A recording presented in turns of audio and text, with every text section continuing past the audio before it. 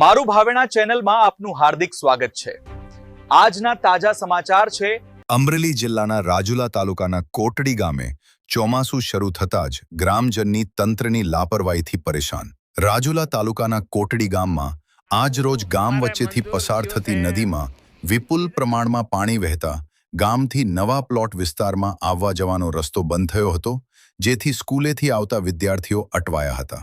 જે નદીમાં પાણી વહી રહ્યું છે ત્યાં તંત્ર દ્વારા નાળું તોડી પાડવામાં આવ્યું હતું અને નવું બનાવવામાં આવ્યું નહીં હોવાથી સમસ્ત ગ્રામજનો હાલ મૂંઝવણમાં તો મુકાયા ચાલો છે। મિત્રો, હું તમારો મિત્ર ડીએમ મળદાણીયા। આજે તારીખ થઈ છે 4/7/2024 ના રોજ।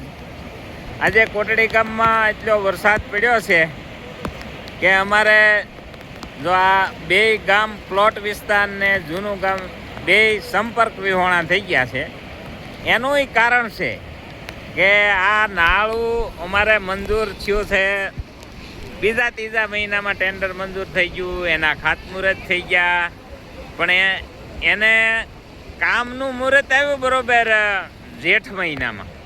આ નાળું તોડી અને ડાયવર્ઝન કર્યું। હવે આ ડાયવર્ઝન અહીંયા થોડું રહે અને અમારે સ્કૂલના વિદ્યાર્થી પણ ઓલી બાજુ કદાચ પસાણા છે। આજ શનિવાર છે ને કદાચ વહેલા હેર વી આવ્યા હોય તો વાંધો નહીં, પણ અમારે અહીંયા જો ઓલી બાજુ જે ઊભા છે ને એમાં પ્લોટ વિસ્તારના ઘણા ભાઈઓ છે અને એ આ બાજુ તો આવી કેમ નથી।